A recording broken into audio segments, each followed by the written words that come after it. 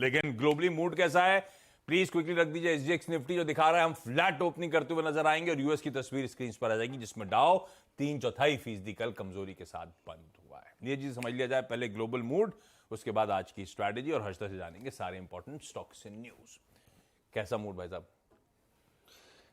कल यार मार्केट गिरे। मेरे को एक शिकायत है अमेरिकी एनालिस्टों से, एनालिस्ट से। उन्होंने ये ऐसा कल तक क्या बातें कर रहे थे कि बहुत तेज़ी है, लिक्विडिटी है, बहुत सब कुछ अच्छा है, आईएआई और टेक को फलाना क्या क्या बता रहे थे।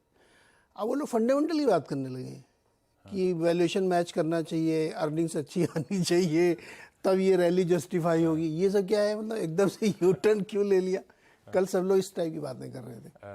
तो कल अपन लोगों ने कल जिक्र किया था ना कि अभी मार्केट को रैली के लिए कैटलिस्ट चाहिए, तो अब वो लोग भी ढूंढ रहे हैं। ये वाला शो देख के उन्होंने भी ऐसे बहाने बना लिए कि एक कैटलिस्ट चाहिए।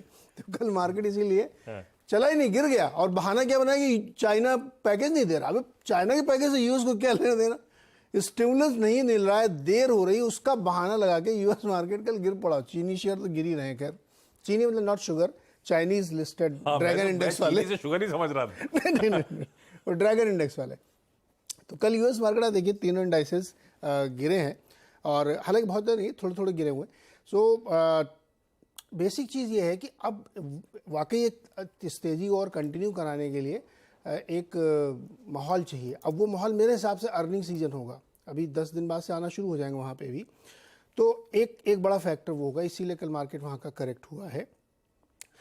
लेकिन दो चिंताएं मैं आपको बता देता हूँ। वो काला टीका है। पहला काला टीका ये है कि कच्चे तेल में बार बार गिरावट आ रही है। कल फिर गिरा है, सस्टेन नहीं कर पा रहा है।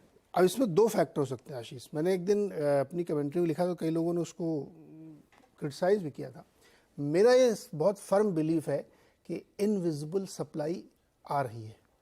वो चाहे अमेरिका से आ रही हो, चाहे वेनेजुएला से आ रही हो, या चाहे रशिया से आ रही हो, वरना सस्टेन नहीं कर सकता कि इतनी बुरी तरीके से गिर रहा है। क्योंकि डिमांड इतनी थोड़ी गिर गई है कि एकदम क्रूड सस्टेन ही नहीं कर पा रहा है।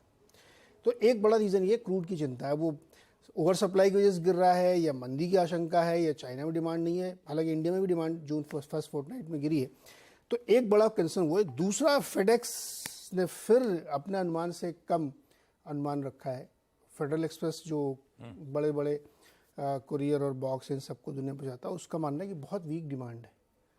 तो इन दोनों को ध्यान में रखते हुए मार्केट में थोड़ी सी चिंता बढ़ रही है।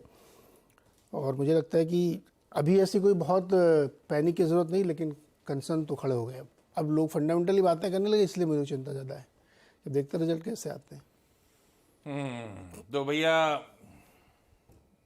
ये है, इस रैली को जस्टिफाई करने के रीजंस ढूंढने की कोशिश। क्यों चल रहा है, फैक्ट फाइंडिंग। अच्छा, आज इंटरेस्टिंग होगा। आज शाम को जब मोदी जी की मुलाकात होनी है अमेरिकन सीईओज के साथ, तो उसमें रे डालियो साहब के साथ मुलाकात होगी। कहा जा रहा है शायद इलॉन मस्क से भी मिलेंगे। यस, हैं? इलॉन मस्क के कुछ बड़े वाले बयान आ रहे हैं। सुनाओ।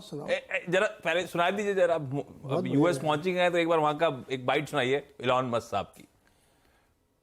I am a fan of Modi, so yeah. Well, I think there's a tremendous amount of potential for all three pillars of the sustainable energy future. The three pillars being sustainable energy generation through solar and wind primarily, and obviously India is great for solar, and the amount of land area you actually need to generate enough electricity to power India is very small. I believe it'd be probably 1 or 2% of the land area of India, so it's very doable.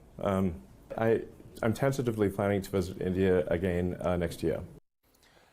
ये जो बोले, मुझे producer साहब को एक चीज समझ में आई।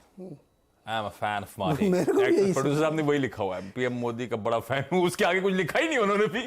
बाकी क्या बोल गए भाई, काम की बात उतनी ही है।